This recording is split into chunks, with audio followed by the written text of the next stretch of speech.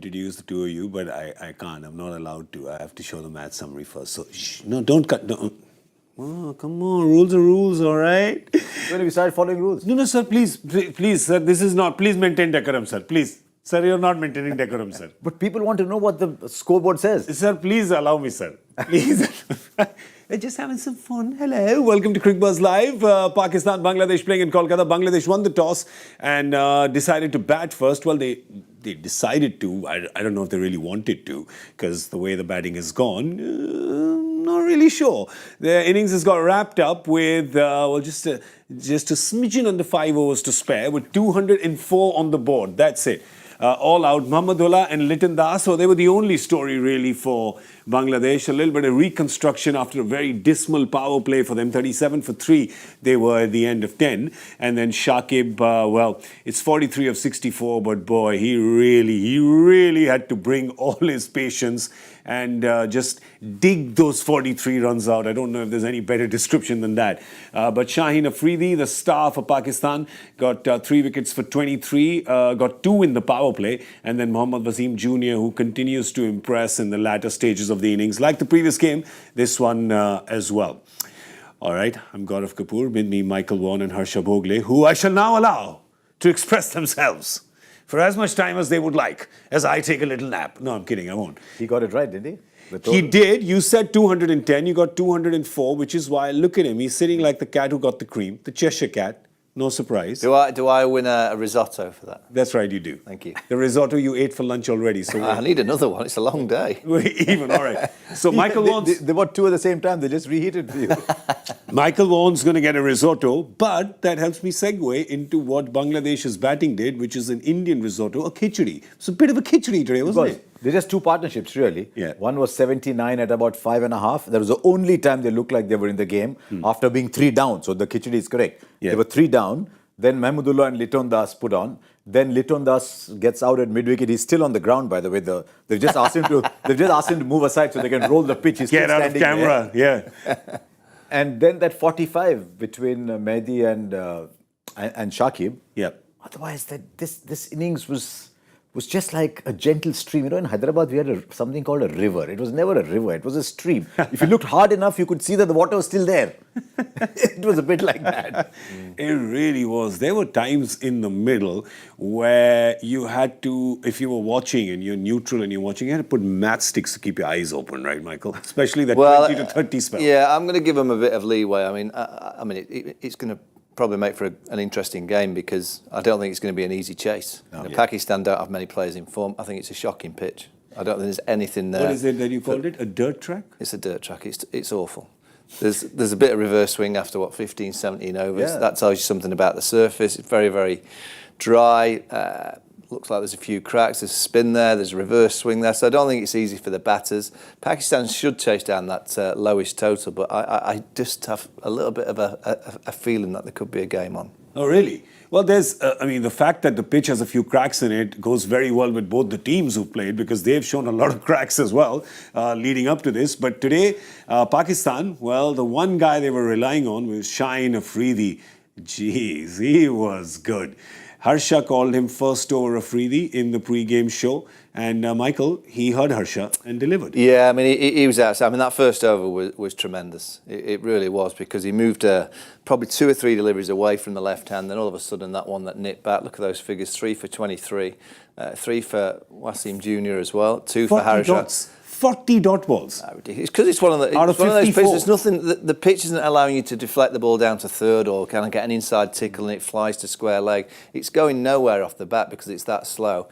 If my maths are correct, I think the 3 seamers have got 8 for 90. Yeah. On a pitch that's offered some. I'll tell you right away. I'm pretty sure they've got 8 for 23 90. and Is that 36. my maths correct, Harsha? It's 59 and 30. You did it before you came. You didn't just... Well, I added it up before you came. I was adding up quite quickly at the start. So 8 for 90 with the seamers, that tells you that there's a little bit there for the quickies. There's a bit of reverse swing. There was a bit of conventional swing at the start. That's why I say I think, Bangladesh would have liked 30, 40 more, but I still think they're in the game with that score. Yeah. If the Jew doesn't come in.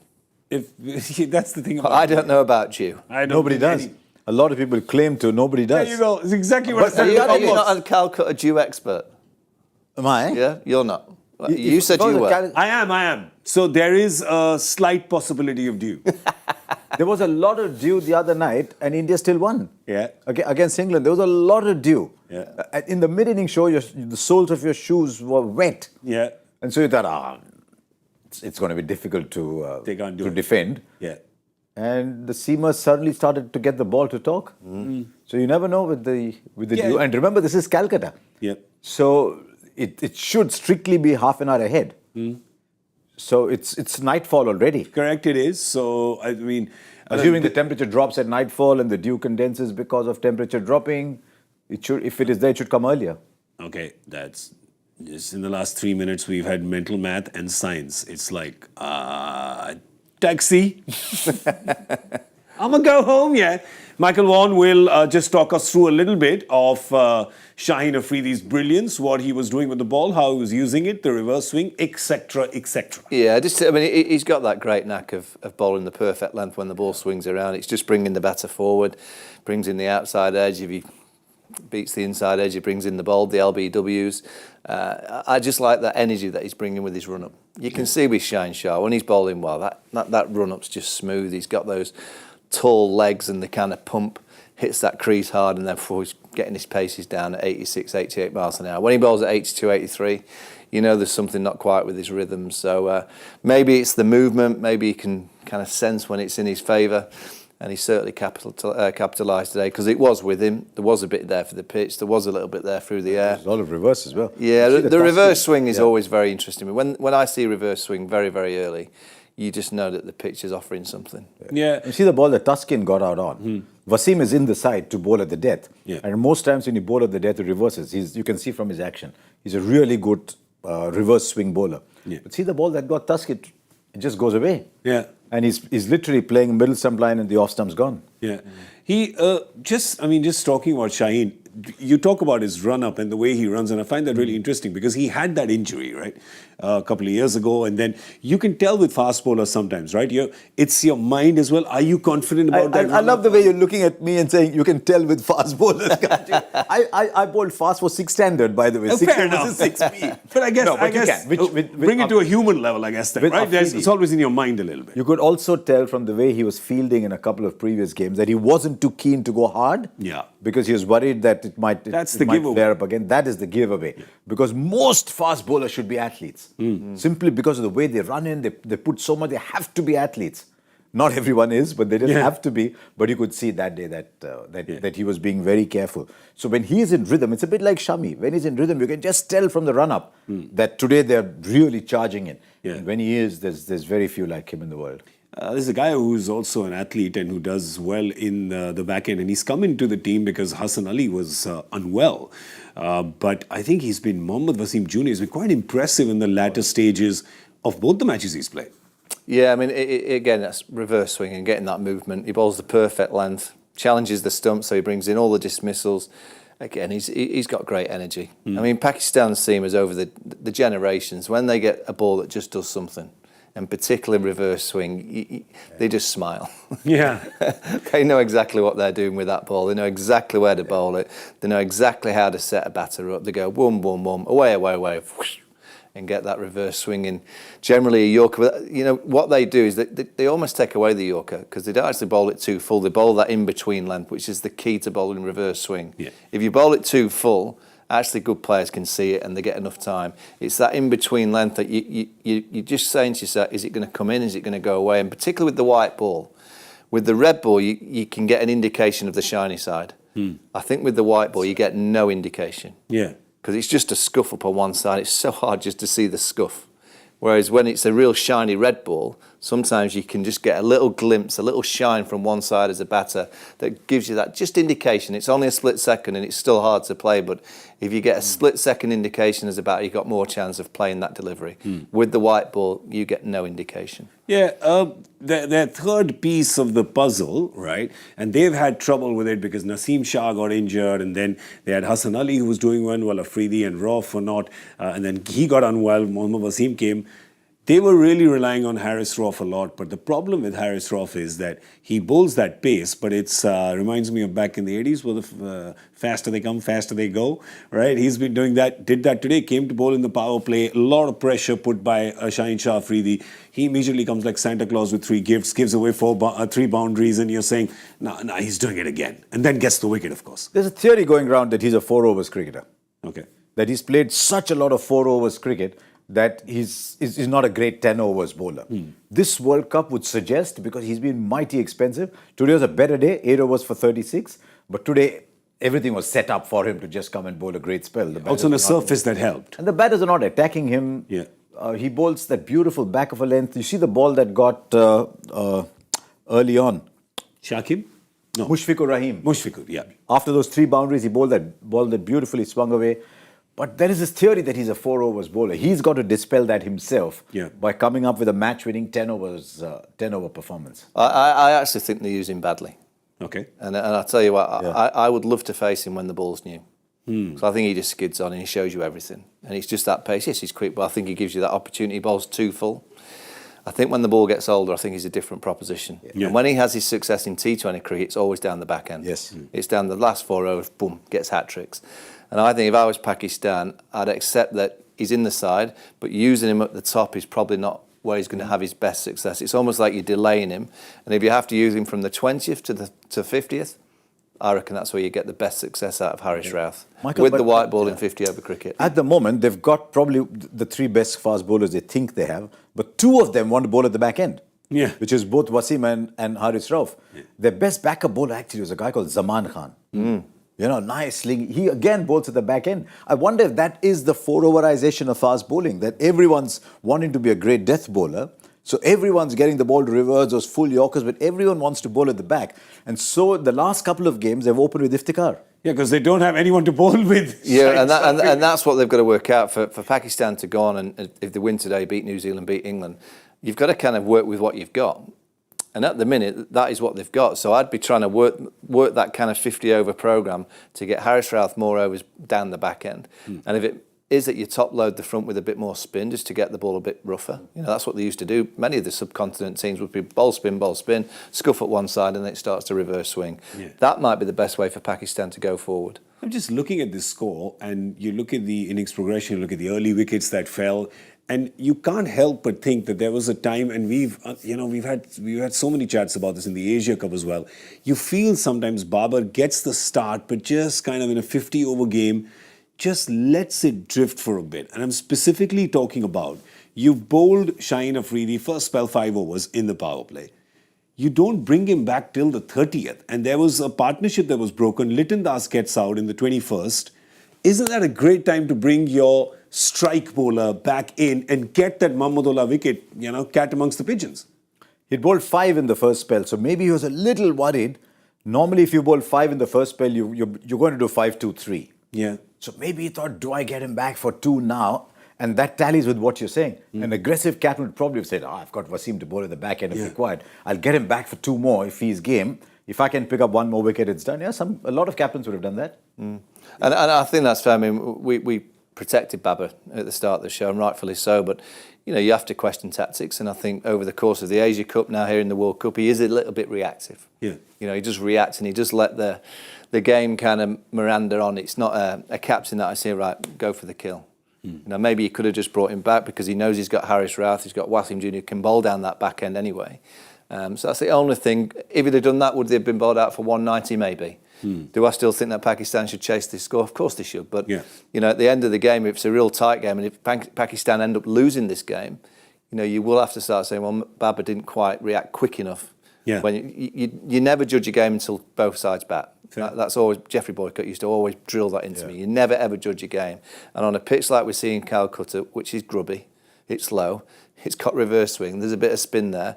And as we keep saying, none of these Pakistan batters are in form. And on a pitch like this, I think you need to be in a confident state of mind. You look at how hard Shakib had to work for his 40-odd. He had to graft and graft and graft.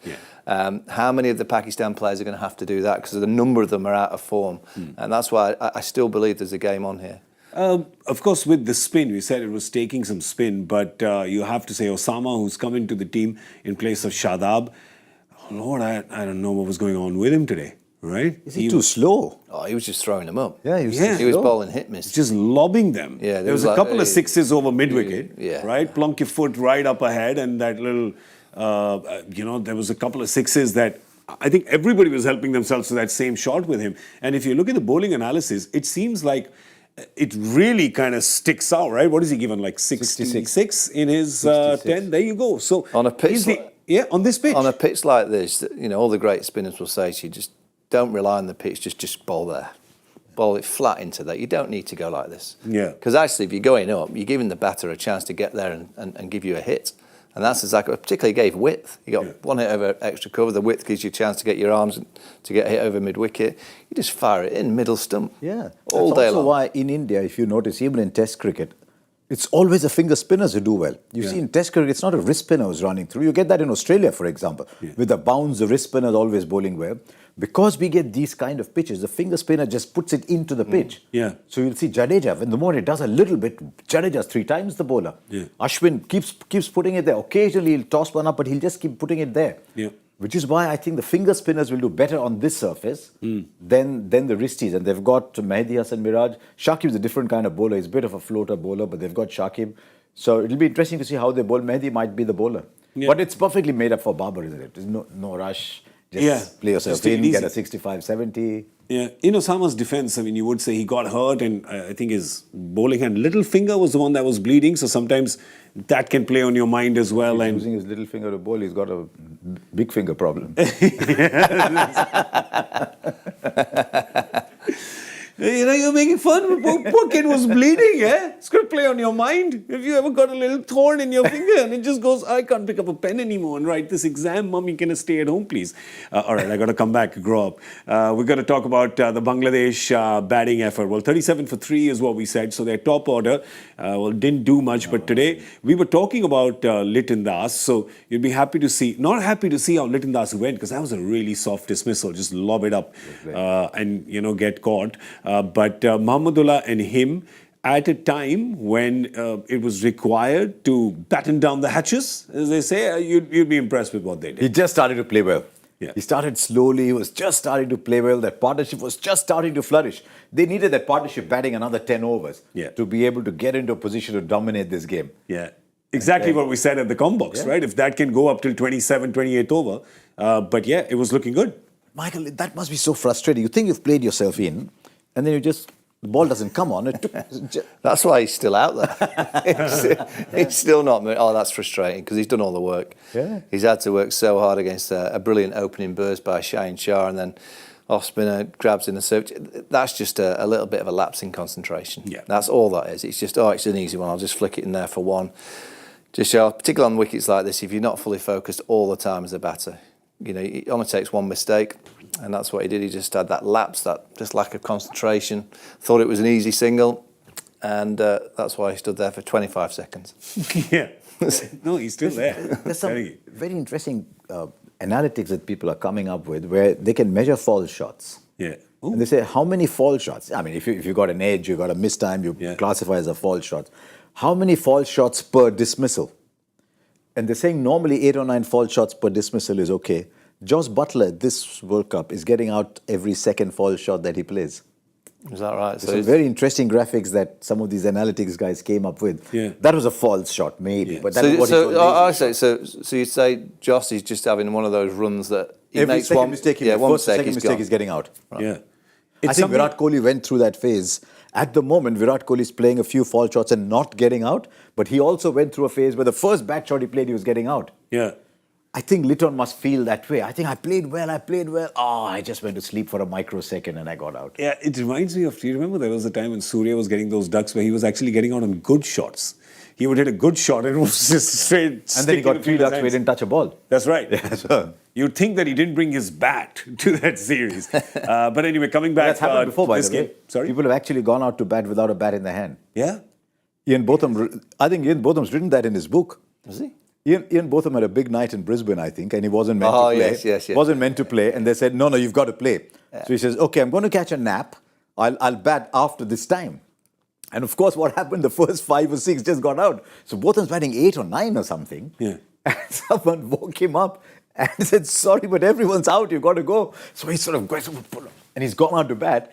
And he's gone past sort of where the 30-yard circle is. Yeah, no bat. Someone tapped him on the shoulder and said, you might need this. I reckon that was 86, 87. Might have been. I think it was a warm-up game in Brisbane. Wow. It's like hand cricket, like we used to play in school, like in the 10-minute recess. Short recess, just play a game of hand cricket. Don't think you should do that with this red leather ball. We have to applaud one thing that Bangladesh did really well with his batting. Come on, we got to clap, everybody. Yes.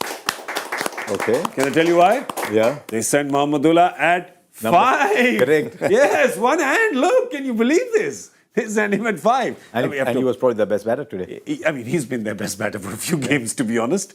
We were joking about the fact. He said something very interesting. He said, I think I was rested for too long. I actually like what Shane Watson said on the TV. You'd have him at number 3. Yeah? You know, he's that good a player. He looks a class above the rest at the minute. He's playing with great balance, great composure. As soon as he walked out there on a tricky wicket, nice 4. Yeah. You know, that's the kind of player that you go bat at number 3 and try and bat the innings. Yeah, would you though? Would you do that? He's the highest scorer this World Shane Cup. Watson and Michael Vaughan are saying they're good enough for me. Yeah. Well, again, sometimes you've got to be brave enough to accept that some players are playing better than others. Yeah. Yep. And you need to give that player that's playing better the opportunity to face more balls in a game. 2019, Shakib came number 3. And Promoted scored a lot of runs. He's got 606 runs in that World Cup, so you never know if something's going your way. I mean, this is age-old wisdom, right? I mean, a 4-year-old would tell you that. One who's doing well, let them face a lot more deliveries. I thought you were saying age-old wisdom because Mahmudullah's 37. It's true, though. It is. He is 37. And is it Pakistan 37 or like legit 37?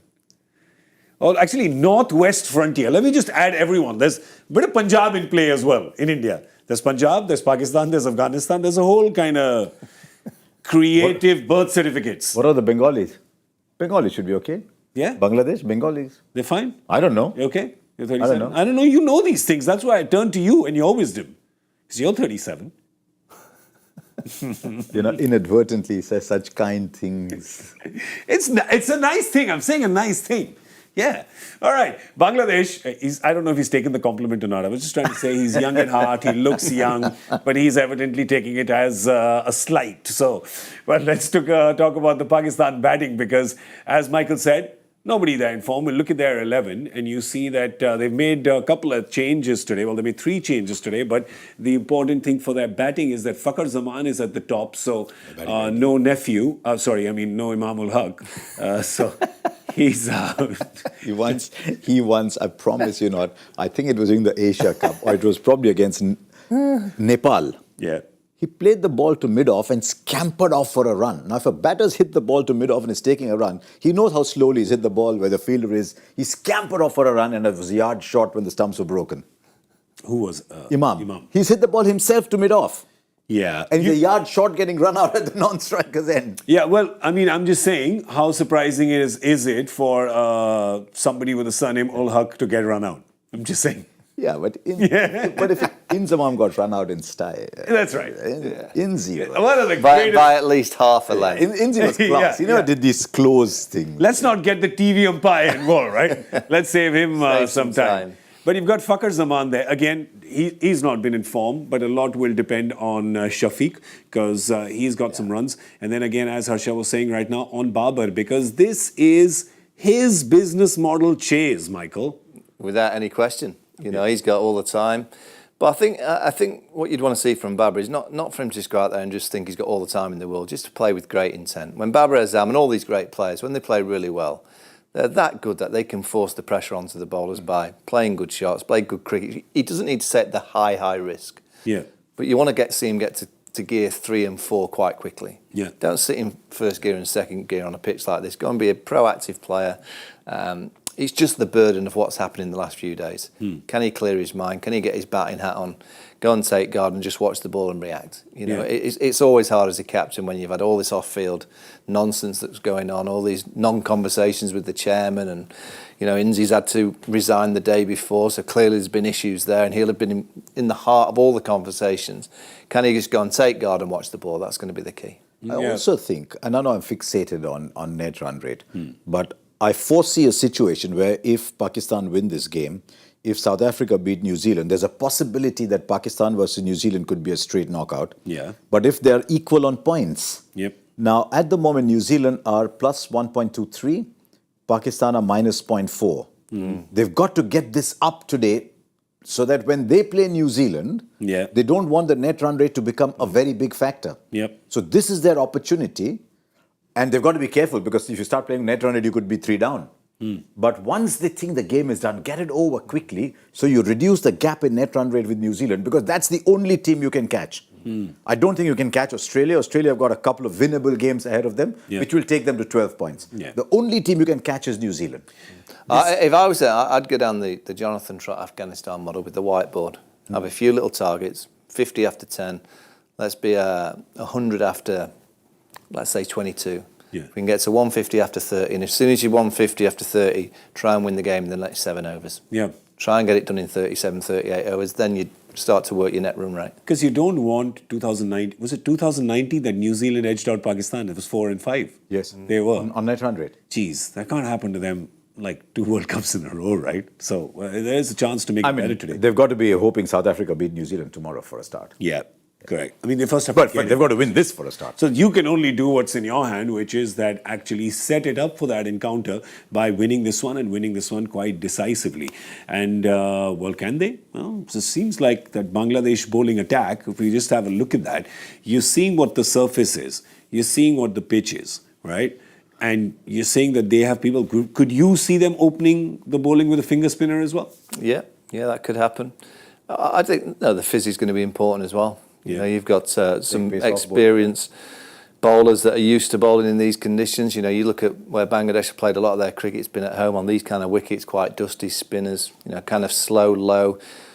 Seamers bowling lots of cutters. It's perfectly suited for a Bangladesh style attack. It's just they'll need early wickets. They need that momentum early. They need to get a couple of early wickets. They need to get the captain out there, Babar Azam, and put him under a huge amount of pressure early. Yeah, they've got the bowling to defend it though, right? The bowling on these conditions, because they've won home series after home series on exactly like photostat copy of these surfaces. And so, as Michael said, don't lose wickets from Pakistan's point of view.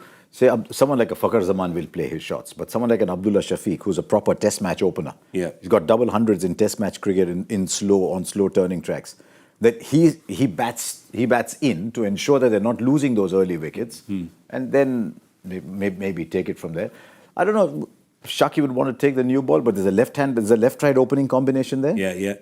So maybe they'll start with Mehdi Hasan Miraj and try that out. They've also got Mahmudullah if the ball really starts to grip and turn to bowl 4 or 5 overs. But Fizz is take pace off, Shariful is take pace off. So if it comes to that, they've got the bowlers to use the surface. Which makes me now wonder about what my power play guess should be. But while everybody decides that, we have an Ask Cricbuzz live question. Let's have a look at that. Who is this from? Prashar V says, as a 90s kid, remember making combined 11s in school? Did you do that, GK? Well, in 90s, I wasn't in school. I was never in school. Always took Indian batters and Pakistan pacers, but think now times have changed. Indian bowling now better than Pakistan. Impact and fear similar to like what Waqar and Akram would have. Geez, that is... I'm thinking, if you had to make a combined test 11, if you had to make a combined test 11 today, outside of Babar and Shaheen, who are you picking? Yeah, I mean... From Pakistan in an Indian Cup? No. In a T20, you could look at... In a combined team, you'd have Indian pace bowlers, Indian batters and Indian spinners. I'd like to know who Shaheen plays head of in the Indian lineup. There is no. Prashar, I'm really sorry, man. In There's no combined 11s happening anymore. And the way Babar's playing at the minute, how does he get into the Indian batting lineup? But he's the only one, I reckon. Yeah. So it's not much of a combined 11. But yes, we all remember that time. That question was for you, by the way. Yeah, so to remember that time, getting Waqar and Wasim in every team that you would make. But this India bowling attack is, and I said this, I have to tell you, early when Cricbuzz Live started and they were not playing Shami, I just kept saying, and people thought I was joking, I said, it's my childhood dream to see these 3 really quick, hostile pace bowlers play in the same team. And if all 3 play, what's happening is, I was talking to Siraj the other day, and he said, the ball doesn't swing much. So in the first 3 overs, even if I concede runs, I'm just looking for swing. I'm looking for swing to try and take wickets. Because I said to him, you're bowling your second and third spells much better. He said, I'm just looking for those wickets for whatever time the ball is swinging. And then you look at Shami, he just looks at the ball and says, doesn't matter. I'll do what I want with this ball. Yeah. But when Shami runs in, I think someone's just got to wind him. As soon as, at the start of his run-up, you remember those old toys? You said you were too young. Those old toys, just wind him up and leave him. I remember those, of course. But yeah, at this point in time, the Indian quick bowlers are probably getting that same fear and respect out of opposition batting orders that Waqar and Wasim, the W's, got in their heyday. Is that fair to say, Michael? Yeah, absolutely, yeah. The Indian attack is what's, and I'll say, going to win the World Cup. I really believe that. I just think on any given wicket, I just think they're always going to find a little bit more. And whether it's the seamers at the start and then that combination of spin in the middle. I mean, Ashwin hasn't even played yet. Yeah. Don't know if he will play, but... No, because Hardik's not there, Ashwin can't play. One game. They've got everything covered. They've got... I mean, Shami's magnificent. He just bowls that awful length as a batter to face. And then you've got Bumrah with the action. He just goes whum, whum, whum. The ball brilliant at the end, the ball brilliant at the start. And then the spinners in the middle are pretty much near on impossible to really get after. I think players will kind of play nicely against them, but I don't see any really going after them getting the big scores. Well, as they say, batters win you games, bowlers win you championships. Could happen. All right, who's going to win our championship? Real quick, power play scores. Come on, what's it going to be? This dirt track. 46. 46. I was going to go 43. Go. Doesn't matter. 43. Take it. Well done. You're going 55, I know. I have a blue ocean mandate now. I'm going to go 56. 56. You sounded like someone who just put the tape in and going...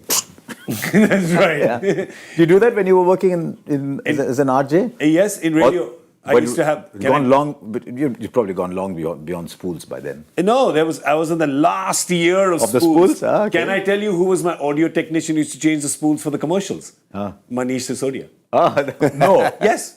Fresh. You're in a better place than he is. Fresh out of media school, he had come and he was there before becoming deputy CM. I know the cricket program, but you also put that little flag in to know when They used to do all sorts of stuff. We also had CD players which used to swallow CDs, but that's a story for another day. All right, that's all we have time for on Cricbuzz Live. It's been a bit of nostalgia today. I like it. You know something? Your kids, you're learning something about those golden olden times, days of yore. We'll come back at the end of the 15th over with Cricbuzz Combox. A big thank you to Michael Vaughan and Harsha Bhogle. I'm Gaurav Kapur. We are all indeed 37. Goodbye.